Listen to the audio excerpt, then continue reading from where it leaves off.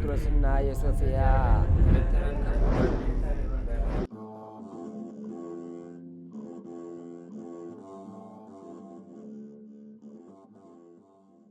በስመ አብ ወወልድ ወመንፈስ ቅዱስ አሐዱ አምላክ አመሰሉሱ ለሚያዝያ በዛቲ ዕለት አይረፈ አብ ቅዱስ አባ ዮሐንስ ኤጲስቆጶስ ዘኢየሩሳሌም። አንድ አምላክ በሚሆን በአብ በወልድ በመንፈስ ቅዱስ ስም ሚያዝያ 3 በዚች ቀን የኢየሩሳሌም ኤጲስቆጶስ የከበረ አባት አባ ዮሐንስ አረፈ። የዚህም ቅዱስ ወላጆቹ የኦሪት ምሁራን የሆኑ አዋቂዎች ነበሩ። የኦሪትን ሕግ ትምህርቶችንም እያስተማሩት አሳደጉት። ክርስቲያኖችን በጸና ልቡና የሚከራከራቸውና የሚጣላቸው ነበር። መጻሕፍትን አዘውትሮ ከመመርመሩ የተነሳ የክብር ባለቤት ጌታችን ኢየሱስ ክርስቶስ ወደ ዓለም እንደመጣና ሰውም እንደሆነ በሞቱም ዓለምን እንዳዳነ አመነ። እርሱም የባሕርይ አምላክ አምኖ አምኖ በኢየሩሳሌም ኤጲስቆጶስ በአባ ዮስጦስ እጅ ተጠመቀ።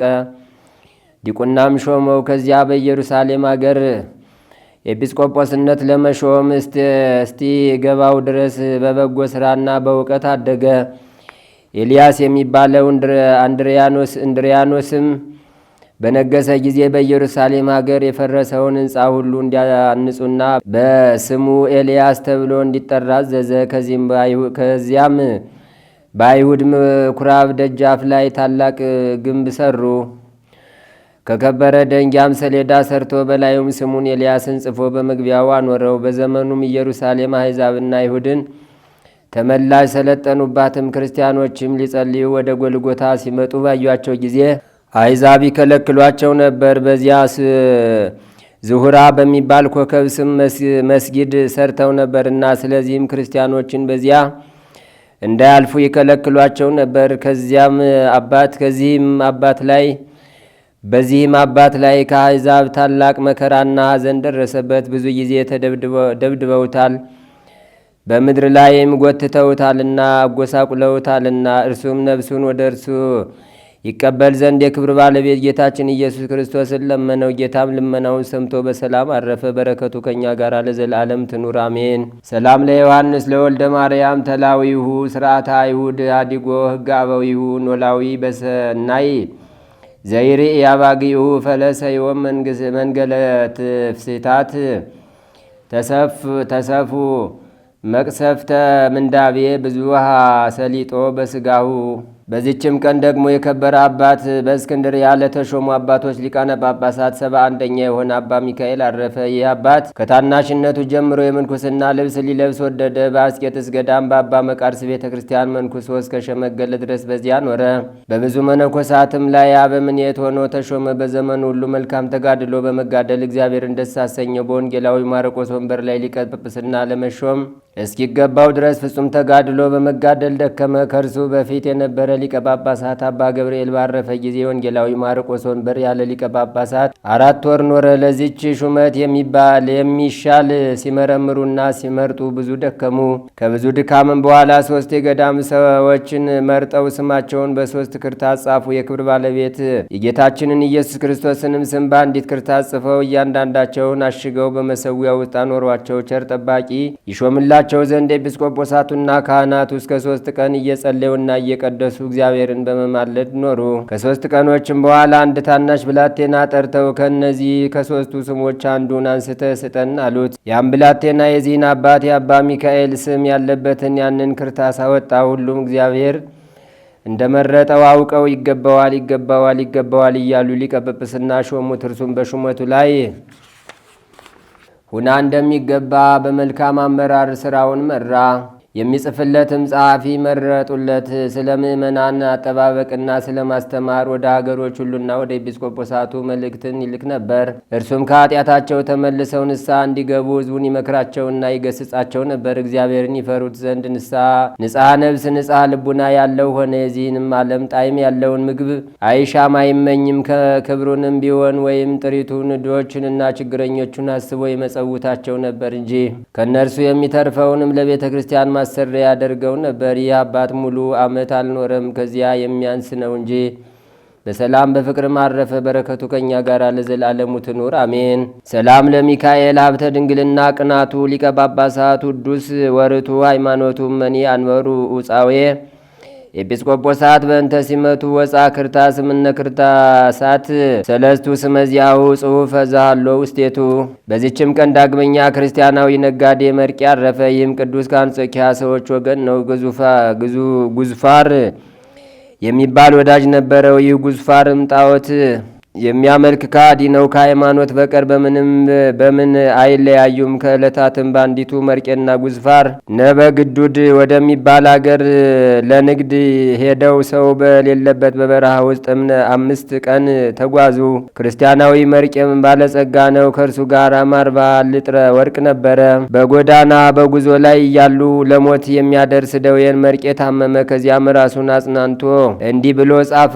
ከባሪያ ልጅ ከባሪያ መርቄ ከኔ ያለ በጥቁር በቅሎ የተጫነ 40 ልጥረ ወርቅ ላንተ ይሁን። ጌታዬ ኢየሱስ ክርስቶስ የሕያው እግዚአብሔር ልጅ የክብር ባለቤት ሆይ ስለ በደሌ ይቅር ብለኸኝ መንግሥተ ሰማያትን ትሰጠኝ ዘንድ ለልጆቼ ለሚስቴም ወይም ለዘመዶቼ አይሁን ብያለሁ።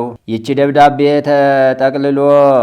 ደብዳቤ ጠቅልሎ ወዳጁ ጉዝፋርን ጠራው። የሚለውንም ሁሉ ያደርግለት ዘንድ አማለው። ከዚያም በምሞትበት ጊዜ አትንካኝ፣ ግን ይህን 40 ልጥረ ወርቅ እንደተጫነ ከበቅሎው ጋር ወስደ የክብር ባለቤት ለሆነ ለሕያው እግዚአብሔር ልጅ ለጌታዬ ኢየሱስ ክርስቶስ በእጁ ስጠው። ለልጆቼ እንዳትሰጥ ከእርሱ በቀር ለማንም ቢሆን አትስጥ አለው። ጉዝፋርም እንዲህ ብሎ መለሰለት፣ አንተ ራስህ ሞቶ ተነስቶ ወደ ሰማይ ወጣ የምትል አይደለም? ምንን ወደ ሰማይ ወጥቼ ልሰጠው እችላለሁን?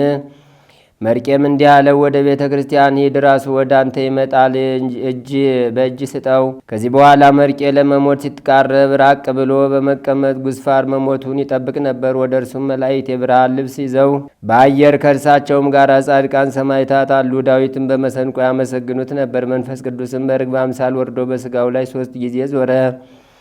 ያን ጊዜም የመርቄ ነፍስ ከስጋዋ ተለይታ ወደ ሰማይ እንዲህ ባለ ሁኔታ አረገች። 2 አንበሶችም መጡ፣ ምድሩንም ቆፍረው ቀበሩት። ጉዝፋርም ተነሳ፣ የመርቄንም ወርቅ ጭኖ ስላየው ሁሉ እያደነቀ ሄደ። አንጾኪያን በደረሰ ጊዜ ቤተ ክርስቲያኑን አስተዳዳሪ ቀሲስ ታዲዎስን አግኝቶ መርቄ እንዳለው ነገረው። ቀሲስ ታዲዎስም ሊረከበው ወደ ጉዝፋር ሄደ። ግን የክብር ባለቤት ከሆነ ከጌታችን ኢየሱስ ክርስቶስ በቀር ለማንም አልሰጥም፣ ወዳጄ መርቄ እንዳማለኝ እጅ በእጅ ሰጠዋለሁ እንጂ ብሎ ከለከለው። ከዚያም ሂዶ ወደ ቤተ ክርስቲያኑ ቅጽር ግቢ ገባ። ቀሲስ ታዲዎስም ደጁን ከፈተለት።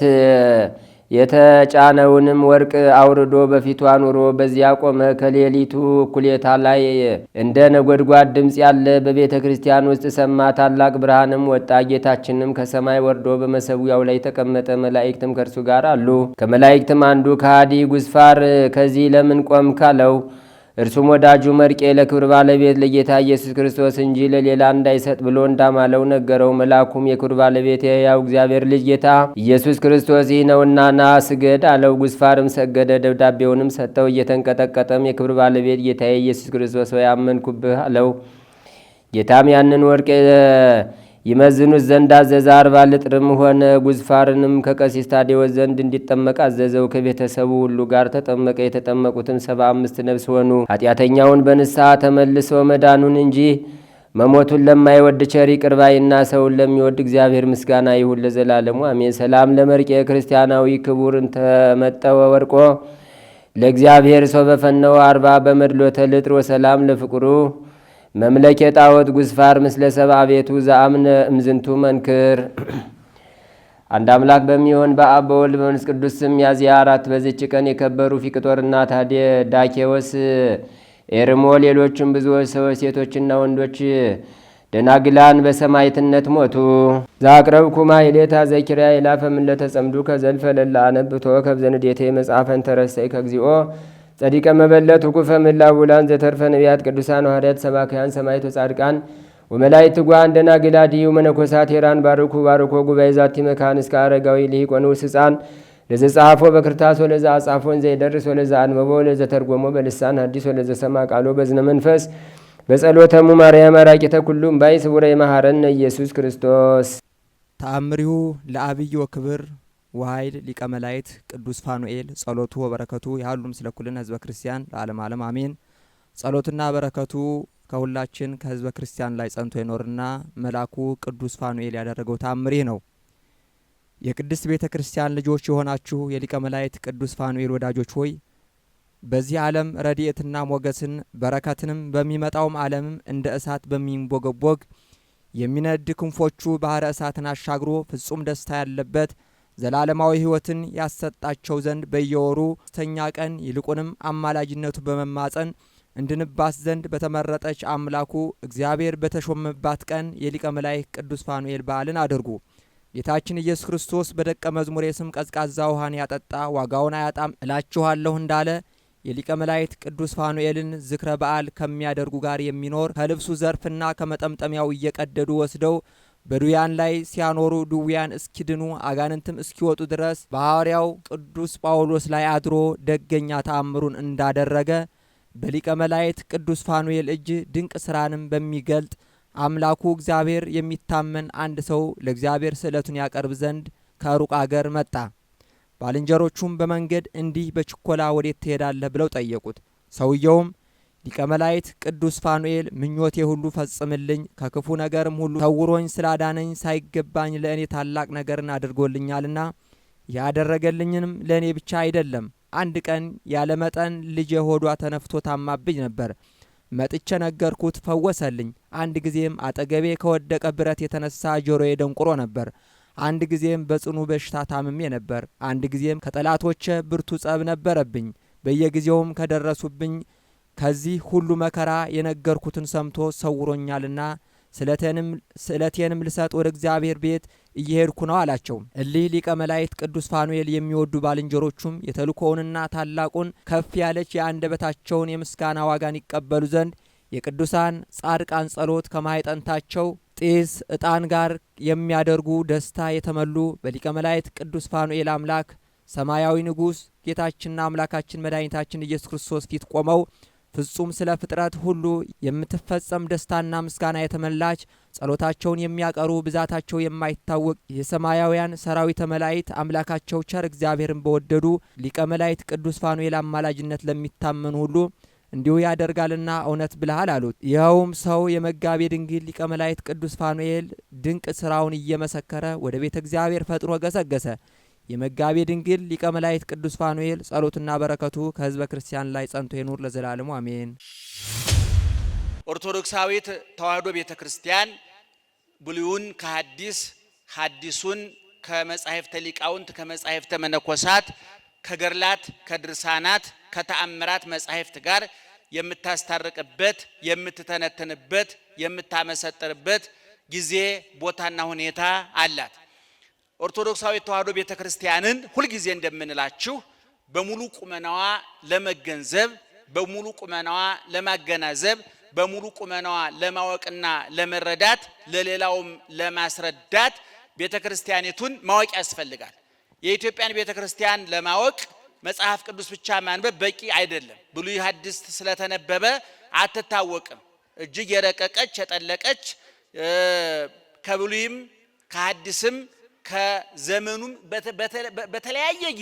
በተለያየ ጊዜ የተነሱ ሊቃውንት የየራሳቸውን መንፈሳዊ አስተዋጽኦ ያደረጉባት ክርስቶስ ከነ ቅዱሳኑ ያለባት ግንዱን ከነ ቅርንጫፉ ሰራዊቱን ከነ ንጉሱ ሰራዊቱን ከነ ንጉሱ ንጉሱን ከነ ሰራዊቱ ሰማዩን ከነ ከዋክብቱ የያዘች እኔ ወይን ግንድ ነኝና ቅርንጫፎቹ እናንተ ናችሁ ብሎ ባለቤቱ በተናገረው መሰረት ግንዱን ከነ ቅርንጫፉ የያዘች ታላቅ ቤተክርስቲያን ናት። እንዲህ በቤተክርስቲያን ያሉትን አገልግሎች የሚታይና የማይታይ ብሎ ከፍሎ መረዳት ይቻላል። አንደ የሚታየው ግዙፉ አገልግሎት ነው። የምንጠመቅበትን ውሃ የሚያጠምቀንን ካህን የምንጠበቅበትን ቦታ የምንጠመቅበትን ጊዜ እናውቀዋለን። ጊዜው ይቆጠራል፣ ቦታው ይታያል፣ ውሃውም ይታያል፣ ካህኑም ይታያል፣ መስቀሉም ይታያል። በዚህ በሚታይ በግዙፍ አገልግሎት ውስጥ ደግሞ ረቂቅ አገልግሎት ይሰጣል። እየሰማችሁ ነው? ታቦቱን ስናነግስ ታቦቱን ያከበሩትን ካህንም ታቦቱንም በአይናችን እናየዋለን። በዛ ውስጥ የምናገኘው ጸጋ ግን በአይነ ነፍስ በአይነ ልቡና በሃይማኖት አይን የሚታይ እንጂ ይሄ በየግንባራችን ላይ በተለጠፈው በአምፖል መሰል አይን የሚታይ አይደለም። ስለዚህ ቤተክርስቲያኒቱ የማይታይ ጸጋ በሚታይ አገልግሎት የምትሰጥ ቤተክርስቲያን ናት። በመጽሐፍ ቅዱስ በመዝሙረ ዳዊት 89 እና በቅዱስ ጴጥሮስ መልእክት ምዕራፍ 3 መሰረት ሁለቱም ቅዱስ ዳዊት በብሉይ ኪዳን ቅዱስ ጴጥሮስ በአዲስ ኪዳን አንዲት ቀን በጌታ ዘንድ እንደ 1000 ዓመት ናት ይላል። አንድ ቀን እንደ 1000 ዓመት ናት ይላል። ስለዚህ 5 ቀን ተኩል ወደ 1000 ሲመነዘር ስንት ይሆናል ማለት ነው? 5500 ዓመት ይሆናል ማለት ነው። እግዚአብሔርን ማጣት ምን ማለት ነው? ከእግዚአብሔር መለየት ምን ማለት ነው? ከገነት መባረር ምን ማለት ነው? ፍዳውን፣ መከራውን፣ ስቃዩን የደረሱበት ነቢያት አይተውታል። እኛ በጸጋው ዘመን በአዲስ ኪዳን ውስጥ ስላለን እግዚአብሔርን ስላገኘን ስጋውን ስለበላን ደሙን ስለጠጣን በ40 በ80 ቀን ከስላሴ ስለተወለድን የጥሉ ግድግዳ ከተናደ የለያየን መጋረጃ ከተቀደደ ጥል ከቀዘቀዘ ከፈረሰ ከታረቅን በኋላ ጥሉን በመስቀሉ ገደለ ተብሎ ከተነገረለት በኋላ ስለተገኘን እንጂ ያ ዘመን የመከራ ዘመን እንደሆነ የስቃይ ዘመን እንደሆነ ይታወቃል። የጨለማ ዘመን ነው፣ የሞት ዘመን ነው፣ የኩነኔ ዘመን ነው፣ እግዚአብሔርን ያጣንበት ዘመን ነው፣ ከእግዚአብሔር የተለየንበት ዘመን ነው። ለዚህ ነው ሊቃውንት አዳም ከገነት ከተባረረ በኋላ ያለቀሰውን እንባ ማንም ሰው ሊያለቅሰው አይችልም አሉ። ምክንያቱም እኛ አሁን ገነትን አጣን ብለን ነው የምናለቅሰው። መጀመሪያም አልገባንም። ለምን አንገባም ብለን ነው እየተጣላን እያለቀስን ያለ ነው። አዳም ግን ገብቶ የወጣ ነው፣ አግኝቶ ያጣ ነው። ምንም ከሌለው ሰውና አግኝቶ ካጣ ሰው የትኛው ነው ችግር የሚጎዳው? እስኪ ንገሩኝ። አቤት አግኝቶ ካጣ ሰውና እንደው ከመሰረቱ ድሃ ከሆነ ሰው የትኛው ይሻላል? አቤት ከመሰረቱ ድሃ እንኳን የለም። ከመሰረቱ ሀብታም ከመሰረቱ ድሃም የለም። እውነቱን ለመናገር ማንም ከሜዳ ተነስቶ ሀብታም ሊሆን ይችላል፣ ማንም ከሜዳ ተነስቶ ድሃ ሊሆን ይችላል። ግን የትኛው የበለጠ መከራ ይጸናበታል? አግኝቶ ያጣ። አሁን እኛ ገነት መንግስተ ሰማያ ገነት አልገባንም ነበር። አዳም ባይወጣ ኑሮ እንገባ ነበር እያልን ነው እያለቀስን ያለ ነው። አዳም ግን ገብቶ የወጣ ነው። ስለዚህ የገነት ጣዕሙን አይቶታል፣ የአበባውን ሽታ አይቶታል፣ የገነትን ምቾት አይቶታል። እግዚአብሔር ጧት ማታ እየመጣ እየጎበኘው እነ ቅዱስ ሚካኤል እነ ቅዱስ ገብርኤል ረቂቃን ኃያላን ሰማያውያን መንፈሳውያን መላእክት እየመጡ እየጎበኙት ቡና ጣጮች ጎረቤቶቹ መላእክት ነበሩ በገነት። ይገርማቸዋል። ያንን ያጣው አዳም። ስለዚህ ዋልቦቱ ለአዳም ካልህ ሊና ዘንበለ ብካይ ላይ ለኃጢአቱ አዳም ጧት ማታ እየየስል ሲያነባ የነበረው እግዚአብሔርን ያህል ጌታ መገነትን ያህል ቦታ በገዛ ጥፋቴ አጣሁኝ እያለ ነው እንጂ ያለቀሰው ሌላ አልነበረም። ስለዚህ ያንን ማጣት ከባድ ነው። ብሉይ ኪዳን ማለት ያንን ያጣንበት ዘመን ነው። አባቶቻችን በመልከጼዴቅ ጊዜ በብሉይ ኪዳን ማለት ወንጌል ብቅ ብላ ጠፍታለች። ምክንያቱም ኢየሱስ ክርስቶስ ስጋዬን የበላ ደሜን የጠጣ የዘላለም ሕይወት አለው ብሎ የሰጠን በብሉይ ኪዳን ነው በአዲስ ኪዳን? እስኪ ንገሩኝ እስቲ። በብሉይ ኪዳን ነው በአዲስ ኪዳን? በብሉይ ኪዳን ነው አይደለም? በአዲስ ኪዳን ነው አይደለም?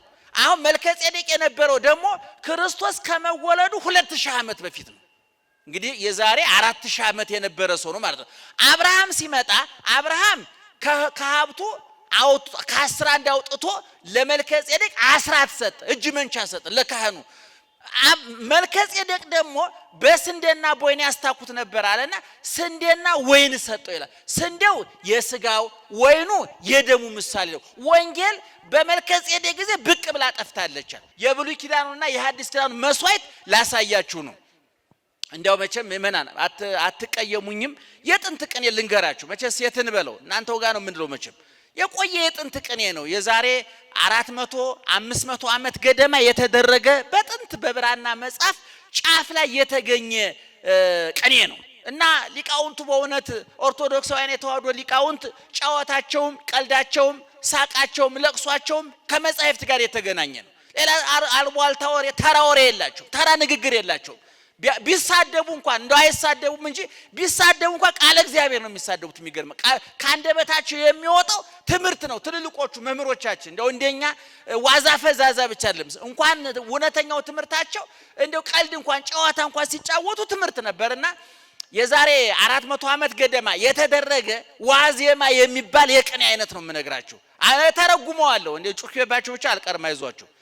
ለኢዮስያስ በፋሲካሁ እላልህምተ ሶኡ ወአባጋ ዘጠቡ እያትረፉ ለሳኒታሁ ወበልዋሜሁ በጋ ፋሲካ ነሰ ክርስቶስ እንዘ አሃዱ ለሊሁ ዮም ይትበላ ኩለንታሁ ወየሰመ ይትረከብ ከማሁ ማለት ነው ንባቡ የሚለው። ይሄንን እንደው በቀጥታ ቅኔውን ከምተረጉምላችሁ በኦሪት ዘጸአት ምዕራፍ 12 ላይ ያለውን ታሪክ አሳጥሬ ልንገራችሁ። እስራኤላውያን በግብጽ በነበሩ ጊዜ እስራኤልን ከግብጽ ለማስወጣት እግዚአብሔር ብዙ ተአምር አድርጓል። 10 ተአምራት 11ኛ ሞተ በኩር የሚባል ሞተ በኩር ማለት ምንድነው?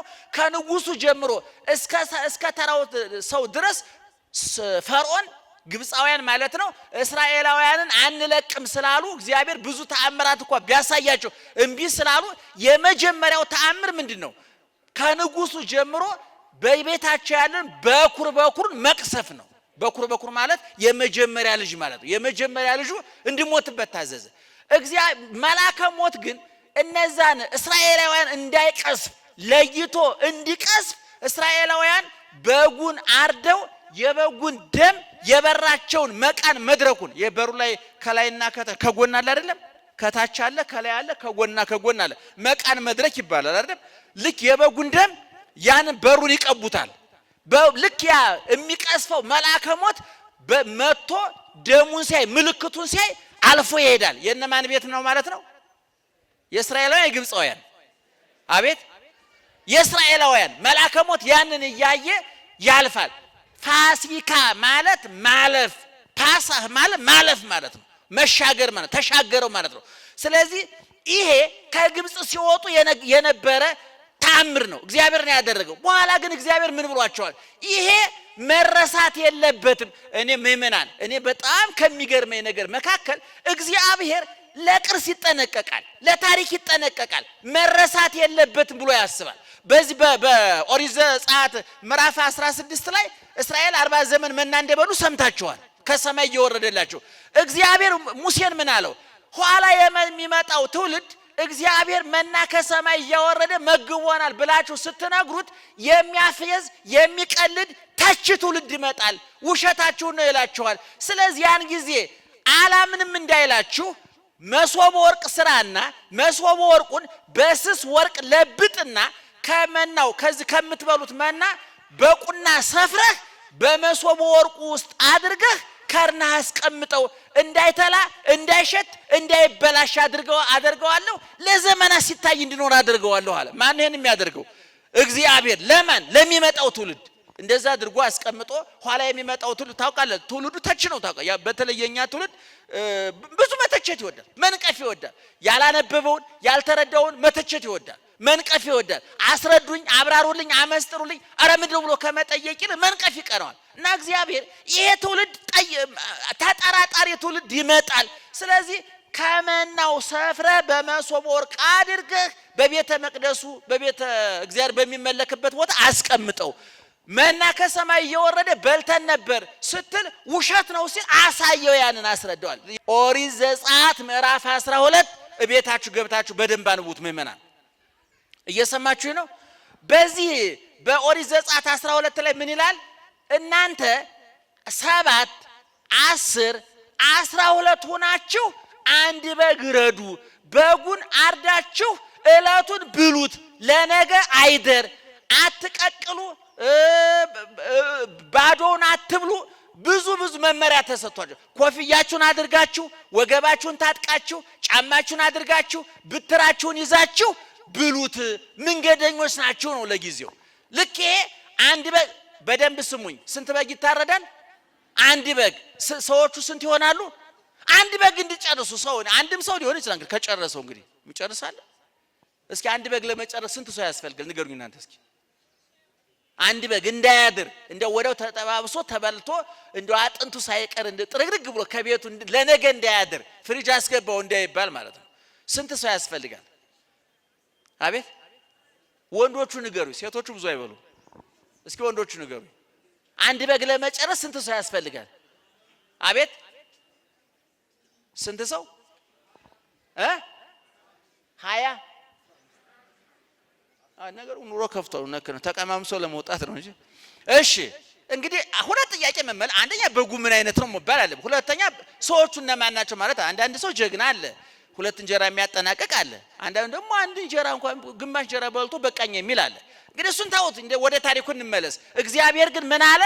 በጉን እረዱት፣ ለነገ ምን አይበል አይደር፣ እለቱን ብሉ። ስለዚህ ቤተሰቡ ብዙ ከሆነ አንድ በግ የሚጨርስ ከሆነ ቤተሰቡ ይረድ። ቤተሰብ የማይጨርስ ከሆነ ግን ከጎረቤት ጋር ተነጋግራችሁ በምንም ተአምር ግን በጉ ለነገ ማደር የለበትም። እለቱን ይታረድ፣ እለቱን ይበላ፣ ለነገ ምንም ምን አይትረፍ ብሎ አዘዘ እግዚአብሔር በኦሪት ዘጸአት ምዕራፍ 12 ላይ።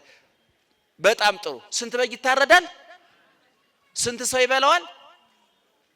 7ም 10ም 12። ዙሮ ዙሮ ግን የተፈለገው ቁጥሩ ሳይሆን በጉ ምን እንዳይሆን ነው። አቤት! በብሉይ ኪዳን በሐዲስ ኪዳን? በብሉይ ኪዳን። የትምህርታችን ርዕስ ምንድነው ብያችኋለሁ? ሁለቱ መስዋዕቶች ናቸው። ያ በጉ እለቱን ይበላል፣ ለነገ የሚተርፍ የለም።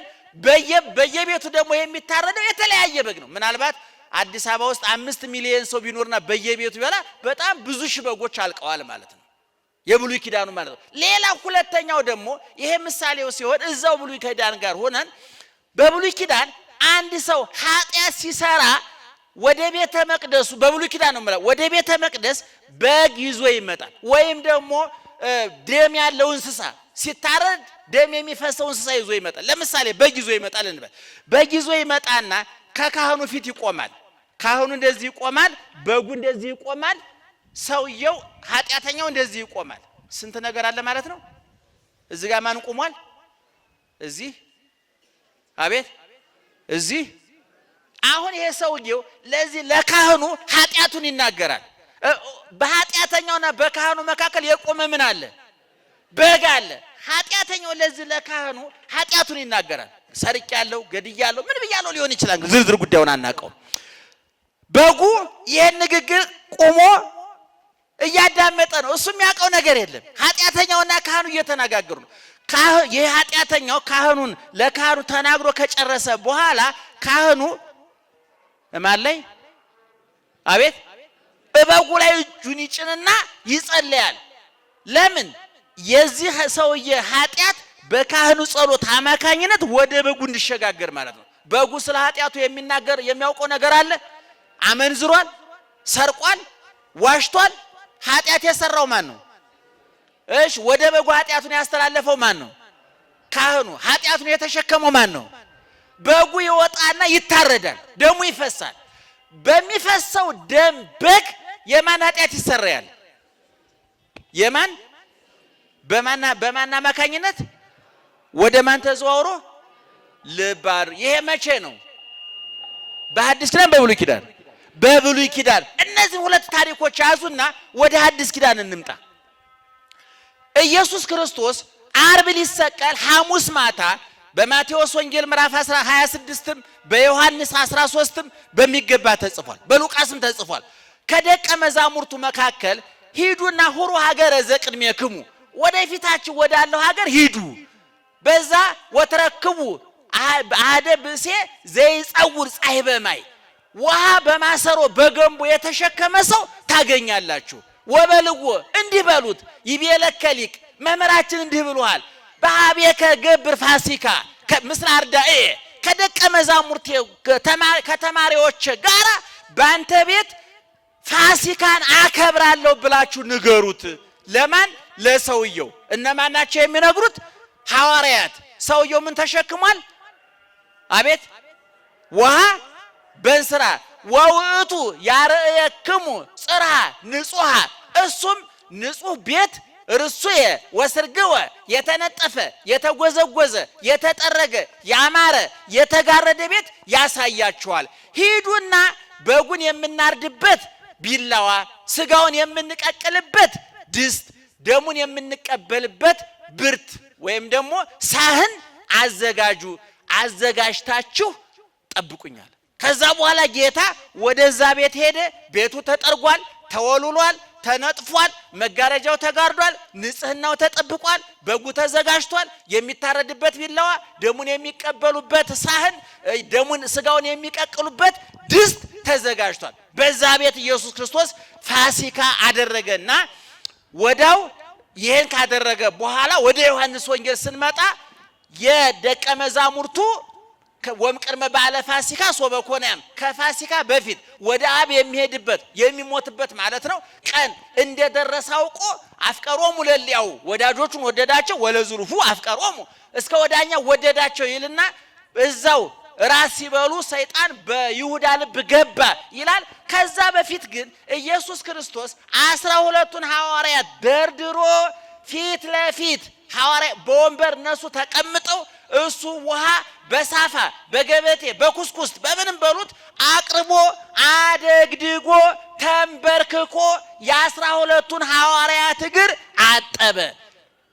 መላእክት የሚንበረከኩለት ሰማይ ዙፋኑ ምድር የእግሩ መረገጫ የሆነችለት እግዚአብሔር በረቀቀ ባህሪው በመጠቀ ክብሩ በማይሻር መንግስቱ ሞት በማያውቀው ባህሪው በወጀብና ባውሎ ነፋስ ውስጥ መንገድ ያለው እግዚአብሔር በኖህ ጊዜ ፍልውሃ አዝንቦ ብዙ ሚሊዮን ሰው የቀቀለ እግዚአብሔር በሰዶም በገሞራ እሳት ያዘነመ እግዚአብሔር የኢያሪኮን ግንብ በዝማሬ ያፈረሰ እግዚአብሔር በኢያሱ አድሮ ፀሐይን ያቆመ እግዚአብሔር በኤልያስ አድሮ ሰማዩን 3 ዓመት ከ6 ወር የዘጋ እግዚአብሔር አናንያ አዛርያ ሚሳኤልን በመላኩ አድሮ ያዳነ እግዚአብሔር እስራኤልን መና ከደመና ያወረደ ውሃ ካለት ያፈለቀ 40 ዓመት የመገበ ያጠጣ እግዚአብሔር ፈርዖንን ከነ 600,000 ሰራዊቱ በኤርትራ ባህር ያሰጠመ እግዚአብሔር ኃያሉ እግዚአብሔር የነገስታቱ ንጉስ የጌቶቹ ጌታ እግዚአብሔር አሁን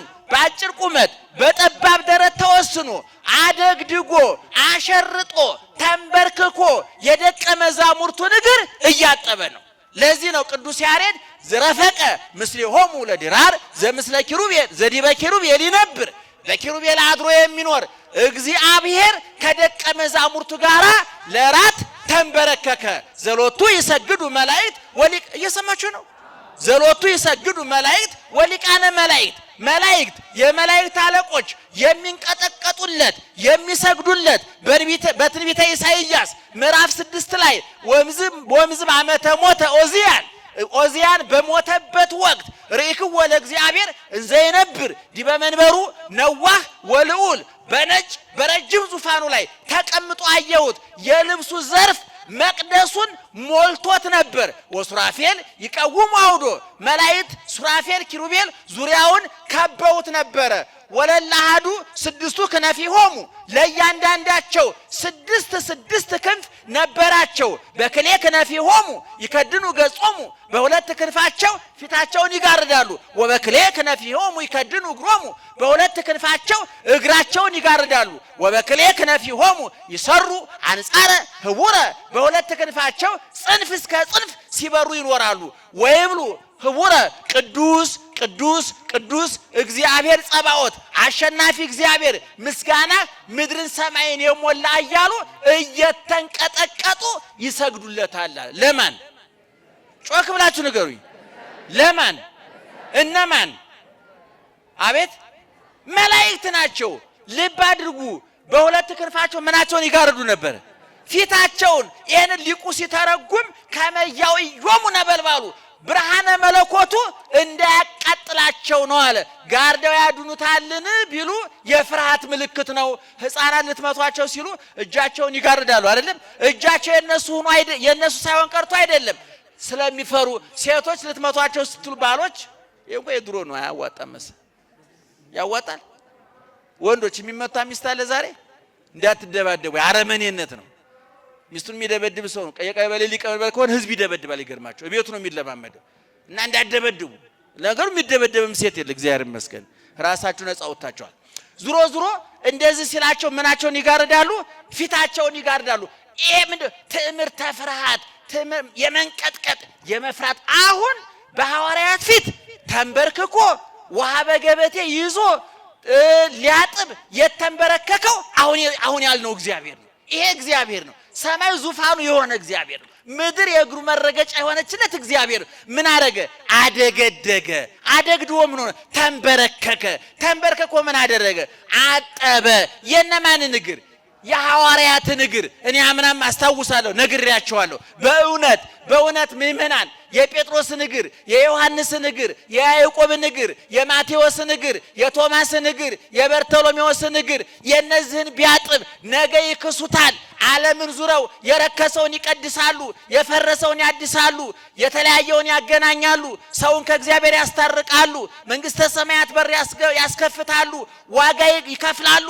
እነዚህን ቢያጥብ ይሁን። በእውነቱ እግዚአብሔር መሆን የሚጠይቀው ትልቁ ፈተና የማንን እግር ማጠብ ነው? እስቲ ጮክ በሉ። የማንን እግር ማጠብ ነው?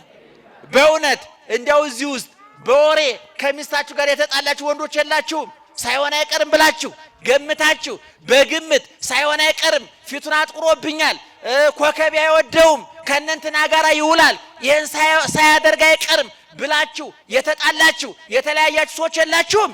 አለን። ልብ አድርጉ። ኢየሱስ ክርስቶስ ስለ ይሁዳ መረጃ ነው እውቀት ነው ያለው? ንገሩኝ እስኪ። መረጃ ነው እውቀት ነው? እንደው ዝም ብዬ ፊቱን ሳየው ደስ አይለኝም ብሎ ነው? ይህ ሰውዬ ጤነኛ አይመስልም፣ አካሄዱ ጠማማ ነው፣ አንገቱን ደፍቶ ነው የሚሄደው፣ ነገረኛ ነው ብሎ ነው? እኛ እንደዛ ብለን የምንጣለው አይደለም። አንዳንድ እኮ እንትናን አልወዳትም ይላቸዋል። ምን ሆነ? እንደዚህ ብሎ ኮከብ አይወዳትም። እንዴት አይነት ነው? አሁን የክርስቲያን ቋንቋ ነው እውነቱን ለመናገር። እንደ ኮከብና ጨረቃ ፍቅር ውስጥ ምን አገባው? እውነቱን ለመናገር አሁን ክርስቶስ ይሁዳን ምን እንደሚያስብ ያውቃል አያውቅም? ይፈትን ልበ ወኩልያተ እግዚአብሔር ልብና ኩላሊትን መርምሮ ያውቃል። እንዳው በዚህ በዮሐንስ ወንጌል ምዕራፍ 2 ላይ የመጨረሻዎቹ 2 ቁጥሮች ስታነቧቸው ወይፈቅድ ይንግርዎ ግዞ ለሰብ የሰውን ጠባይና ባህሪ ሊያስረዱት አይፈልግም ማለት እስመ ለሊሁ የአምሮ ለሰብ እሱ ራሱ ሰው ምን ያደርገዋል? ያውቀዋል አለ። አሁን ልብ አድርጉ። ይሁዳን ተንበርክኮ አጠበው። እንደው ይሁዳም ራሱ እንደው ጨክኖ እግሩን ማቅረቡ ነውቱን ለመናገር እንደው እግሬ ዘው ደርቆ ይቀርብኛል አለ ማለቱ እና ከዛ የይሁዳን እግር አጠበው። የሚገርማችሁ ይሁዳ 3 ዓመት ከ3 ወር ክርስቶስ ካደረገው ተአምር አንድ የቀረበት የለም። ሐዋርያት ስልጣን ሲቀበሉ በማቴዎስ ወንጌል ምዕራፍ 10 ላይ ድውይ ፈውስ፣ ሙት አስነሳ ተብሎ ስልጣን ተሰጥቶታል። ሐዋርያት እግራቸውን ሲታጠቡ ታጥቧል። ሐዋርያት ሥጋው ደግሞ ሲቀበሉ ይሁዳ ተቀብሏል አልተቀበለም? ጮክ ብላችሁ ንገሩኝ። አቤት። እና ሥጋው ደግሞ ከተቀበለ ለምን ተኮነነ? ሥጋው ደግሞ የተቀበለ ይኮነናል አይኮነንም? አቤት። እሺ ተውት፣ ሊቃውንቱ ያሉትን ልናገር እኔ። ለምሳሌ ነጭ በመረቅ ይላል ትርጓሜው ላይ ምን ማለት መሰላችሁ? ጥሩ ምግብ ምንድነው? በእኛ ክትፎ ለምሳሌ በጣም ጥሩ የተሰራ ክትፎ ሕይወት የሚሆነው ጤና የሚሆነው ክትፎ ጥሩ ስለሆነ ብቻ አይደለም። የሰውዬ ሆድ ከክትፎው ጋር ሰላም መፍጠር አለበት፣ እርቅ መፍጠር። ሰውዬ ሆዱ በሽተኛ ከሆነ ምንም አይነት ጥሩ ምግብ ቢመላ ከበሽታ አይተርፍም። ስለዚህ አንድ ምግብ ጥሩ የሚሆነው ጥሩ ሆድና ጥሩ ምግብ ሲገናኙ ነው። ቢሆንና ሽቶ ብትረጩት ሽታው ምን አይነት ነው የሚሆነው? 3ኛ ሽታ ይመጣል አይደለም? ሽታው የሽቶም አይደለም የቆሻሻ። የሚገርማችሁ ደግሞ በጣም የተበላሽ በፊት ከነበር ከልብሱ ቆሻሻ ይልቅ ሽቶና ቆሻሻው ተቀላቅሎ ሌላ ሽታ ይመጣል። አሁን የይሁዳ ሥጋው ደሙና የይሁዳ ሰውነት ሲገናኙ ሌላ መከራ ነው የመጣው። ምክንያቱም ሥጋውን ለመብላት መጀመሪያ ንስሐ መግባት ያስፈልጋል። በአንደኛ ቆሮንቶስ ምዕራፍ 11 ላይ ስታነቡ ይህን ሥጋ ሳይገባው የበላ የጠጣ ዕዳ መርገም ይሆንበታል፣ በላ መቅሰፍቱን በላ ይላል። ንስሐ ገብቶ ታጥቦ ተዘጋጅቶ ከምናውቀው ንስሐ እንገባለን፣ ከማናውቀው እግዚአብሔር ይጠብቀናል። የምናውቀው እንታጠባለን፣ የቀረውን እግዚአብሔር ያነጸዋል። ስለዚህ ይሁዳ ከነክፋቱ ስለነበረ ያን ሥጋ የበላው መከራ እንጂ ያመጣበት ድህነት ሊያመጣለት አልቻለም። ከዛ በኋላ እንግዲህ ይሁዳን ተንበርክኮ አጠበ ብያቸዋለሁ። ይሄ ከባድ ትዕግስት ነው። ደቀ መዛሙርት ይሄን ካደረገ በኋላ ነገ በመስቀል ላይ የሚቆረሰው ሥጋዬ ይህ ነው፣ በመስቀል ላይ የሚፈሰው ደሜ ይህ ነው ብሎ እንካችሁ ብሉ ጠጡ ለአዲስ ሥርዓት ይሆናችሁ ብሎ ሰጣቸው ነው። ማን የሰጣቸው? መቼ የሚቆረሰው? እሺ በመስቀል ላይ የሚቆረሰውን ስጋ ዛሬኛ እናገኘዋለን አናገኘውም? የት? በቤተ ክርስቲያን። ደሙ እናገኘዋለን አናገኘውም? ሐዋርያት የተቀበሉት ስጋው ደሙ ዛሬኛ እንቀበላለን አንቀበልም? የት እናገኘዋለን? ቅድም በብሉይ ኪዳን አንዱ በግ ሲታረድ 7 12 እና 24 እኮ አላልኩም እንዴ? 7 10 12 አንዱ በግ እንዲያልቅ ነው። ዙሮ ያ የብሉይ ኪዳኑ በግ እለቱን ታርዶ እለቱን ምን ይሆናል? ለነገ ማደር አለበት የለበትም? አሁን ቅድም ቅኔውን ያነበብኩላችሁን ቅኔ ልተርጉምላችሁ። በብሉይ ኪዳን አለ ሊቁ ብዙ በጎች ታርደዋል፣ ብዙ ፍየሎች ታርደዋል። ነገር ግን ለነገ እንዳያድር ታዞ ነበር አለ። የኛ በግ የቀራንዮ በግ የድንግል ማርያም በግ ዮሐንስ መጥምቅ እነሆ የዓለምን ኃጢአት የሚያስወግድ የእግዚአብሔር በግ ብሎ ቅዱስ ጳውሎስ ፋሲካችን ክርስቶስ ታረደ ብሎ የመሰከረለት ዮሐንስ ወንጌላዊ በራእዩ ዓለም ሳይፈጠር የታረደው በግ በደብረ ጽዮን ቆሞ ነበር ብሎ የመሰከረለት የኛ በግ ኢየሱስ ክርስቶስ ግን ቀራንዮ ተሰዋ፣ በቀራንዮ ታረደ፣ ዕለቱን በልቶ ለነገ እንዳያድር ተብሏል አልተባለም? ሐዋርያት የዛሬ 2000 ዓመት በሉለት ጠጡለት። እኛም ዛሬ እንበላዋለን እንጠጣዋለን። እስከ ዓለም ፍጻሜ ድረስ ሲበላ ሲጠጣ ይኖራል። ከብሉይ ኪዳን መስዋዕት ይሄ ይለያል አለ ባለቅኔ። ጥሩ ቅኔ አይደለም? አይ ምቀኝነት የጥንት ቅኔ ነው። እንደው ቅኔውን በነግራችሁ መቼም ጊዜያችሁ መጨረስ ነው ብዬ ነው እንጂ እንደው መምህራኑ ቢኖሩ ያሉት ይሰሙኛል። በጣም እጅግ የረቀቀ የመጠቀ ቅኔ የተቀኙትና ዙሮ ምእመናን የብሉይ ኪዳኑ መስዋዕት እዛው ተበልቶ እዛው ይቀራል። ቅድም ስንናገር ደግሞ እዚህ ጋር ማን ይቆማል ብያለሁ? እዚህ ይሄ ኃጢአተኛው ኃጢአቱን ለበጉ ነው የሚነግረው። ለማን ነው የሚነግረው? ካህኑ እጁን ማን ላይ ይጭናል? ምን ያደርጋል? ይጸልያል። በካህኑ ጸሎትና እጁን ጭኖ ሲጸልይ የኃጢአተኛው ኃጢአት ወደ ማን ይዛወራል? በጉ ምን ይሆናል? ይታረዳል። በበጉ ደም የማን ኃጢአት ይሰራያል? ኃጢአት የሰራው ማን ነው? የታረደው ማን ነው? የነጻው ማን ነው? ደሙ የፈሰሰው የማን ነው? ይሄ በሐዲስ ኪዳን ደግሞ ይሄ መካከል ያለው በግ የኢየሱስ ክርስቶስ ምሳሌ ነው። እየሰማችሁ ነው? የኢየሱስ ክርስቶስ ምሳሌ ነው። በጉ ኃጢአት ሰርቷል፣ አመንዝሯል፣ ዋሽቷል፣ ሰርቋል፣ ገሏል። የገደለ የሰረቀ ወንጀል የሰራ በኃጢአት የተጨማለቀ የረከሰ የቆሸሸ በኃጢአት የፈራረሰው ማን ነው? ሰውየው ነው። የሞተው ግን ማን ነው? ያ በጉ ነው። ይሄ በብሉይ ኪዳን እንዲህ አይነት ስራ ታዞ ነበረ። በሐዲስ ኪዳን ግን በዚህ በግ ፋንታ የኛ ጌታ ተተክቷል። ካህኑ ሲጸልይና ኃጢአቱን ሲጭንበት የሰውየውን በጉ አጉረምርሟል። አቤት በሰው ኃጢአት እኔ ለምን እንታረዳለሁ ብሏል? ተናግሯል። በካህኑ ፊት አልተናገረም። ኢየሱስ ክርስቶስ በጲላጦስ ፊት ቆሞ ለምን አትናገርም? ከሳሶቹ ስቀለው እያሉ ይንጫጫሉ፣ ይጮሃሉ። ክርስቶስ ግን ተናገረ፣ ዝም አለ። በጉ ተናግሯል? አልተናገረም። የማን ኃጢአት ተሸክሟል በጉ? የዚህን ሰውዬ ኃጢአት። የእኛን ኃጢአት ይዞ ክርስቶስ ቀራንዮ ወጣ። አልተናገረም።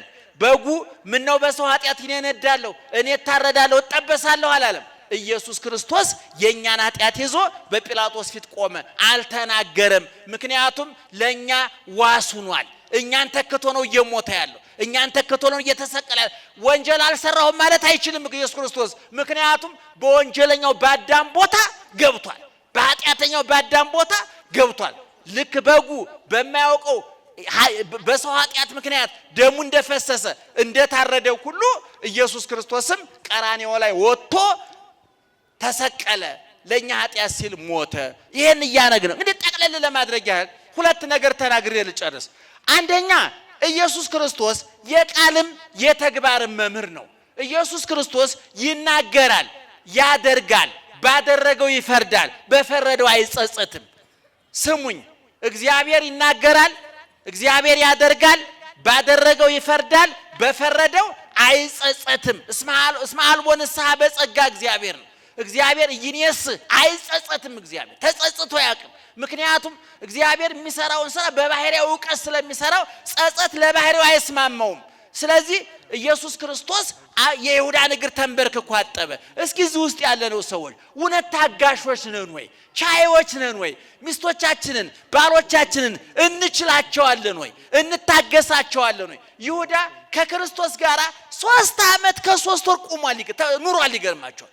እያወቀ ክርስቶስ ይሁዳ እኮ ሄዶ ከክርስቶስ ጠላቶች ጋር ተመካክሮ ተወያይቶ ጨርሶ ነው መጥቶ ሰላማዊ መስሎ ቁጭ አለው እኮ አንገቱን ደፍቶ ቁጭ አለው። ምናልባት እኮ ክርስቶስ እግሩን እያጠበ ነገ የክርስቶስን እግር ሊያስቸነክር ቀብር ተቀብሎ ነው የመጣው። ክርስቶስ ያጎረሰው ስጋውን ያጎረሰው ነገ ያንን ስጋ ሊያስገርፍ ተዘጋጅቶ ነው የመጣው። እኛስ በትዳራችን ውስጥ ታጋሾች ነን ወይ? ቻይዎች ነን ወይ? ይቅርባዮች ነን ወይ? ዛሬ አንድ ሬዲዮ ፕሮግራም ኢንተርቪው ነበር። አንዱ የጋዜጠኛው ጥያቄ ምን እንደሚል ታውቃላችሁ? ብዙ ጸሎት ይጸለያል፣ ሰዓታት ይቆማል፣ ማህሌት ይቆማል፣ ቅዳሴ ይቀደሳል፣ ብዙ ጸሎት ይጸለያል፣ በስፒከር እንሰማለን አለ ጋዜጠኛው። ግን ይሄን ሁሉ እየጸለይን ከሚበርድ ይልቅ እየነደደ ከሚቆም ይልቅ እየቀጠለ መከራችን በየቀኑ መርዶ እየሰማን ነው የምንሄደው። ጸሎቱ ምን ነው አልተሰማም ብሎ ጠየቀ ጋዜጠኛው። እኔ ደግሞ የመለስኩት መልስ ጸለይን እናውቃለን ወይ ነው። እየጸለይን ነው ወይ? ይሄ የኛ ጸሎት ነው እንደሆነ ተለመ አንዳንዱ እኮ እንደ ሾው ሁሉ ይቀጣዋል እኮ። ቅዳሴ በቴሌቪዥን ይተላለፋል ማለት እኮ እግዚአብሔር ጋር እንዲደርስ እግዚአብሔር ቴሌቪዥን ጣቢያ የለውም። ቴሌቪዥን አልገዛም እግዚአብሔር ልብ ነው የሚያየው እንጂ ቴሌቪዥን ያየ። እናንተ በቴሌቪዥን ተከታተላችሁ። በፌስቡክ ምህላው በፌስቡክ ይተላለፋል፣ በቴሌቪዥን ይተላለፋል፣ በዩቲዩብ ይተላለፋል። ይሄ ሰው እንዲሰማው እግዚአብሔር እንዲሰማው አይደለም። እግዚአብሔር እንዲሰማው ከተፈለገ ቴሌቪዥን ሳይሆን የሚያስፈልገው የነጻ ልብ ነው። በዚህ እየሰማችሁ ነው። በዚህ በሃይማኖት አበው ውስጥ እንዲህ የምትል ጥቅስ ተጽፋለች። ይገርማችኋል። አጭር ጥቅስ ናት። ጸሎቱ በሉስቲ ግዙን ጸሎቱ ለመስተቀይም ከመዘር ዘወርቀ ማእከል አስዋክ። የቂመኛ ሰው ጸሎት በሾህ መካከል እንደወደቀ ዘር ነው። በሾህ መካከል የወደቀ ዘር ይበቅላል አይበቅልም? ይበቅላል አይበቅልም? እሺ ከፍ ይላል ከፍ አይልም? ያብባል አያብብም? ያብባል። ግን አንድ እህል የሚዘራው አበባውን ለማየት ነው። ገበሬ ባቄላ የሚዘራው ገበሬ ባቄላ ይዘራል አይደል? ባቄላ አበባው ያምራል ይባላል አይደል? ነው ግጥም ሰምቻለሁ። የባቄላ አበባ የሚመስለው አይኑ የሚል ግጥም ሰማሁኝ። ይመስላል አይና የባቄላ አበባ ይመስላል ይባላል። ሊገጣቢዎቻችሁ ዙሮባቸው ካልሆነ አላውቅም። እኔ ለነገሩ ያይን ጣጣ አይመለከተኝም። የሚመለከታችሁ ዘው ተርጉሙት። እንግዲህ ትልልቅ አይን ያላችሁ ሰዎች ግን አንድ ገበሬ እህል የሚዘራው አበባውን አይቶ ለመዝናናት ነው ግን በአበባው ተስፋ ይሆነዋል። ምኑን እያሰበ? አቤት ፍሬውን እያሰበ። ስለዚህ እህል በሾህ መካከል የተዘራ አለ በቀለ አበበ። ግን የአንድ እህል የመጨረሻ ግቡ ማበብ ነው። ግቡ ምንድን ነው? ማፍራት ነው። ወደ ላይ አድጎ እንዳያፈራ እሾሁ ጨቁኖ ረግጦ ያዘው።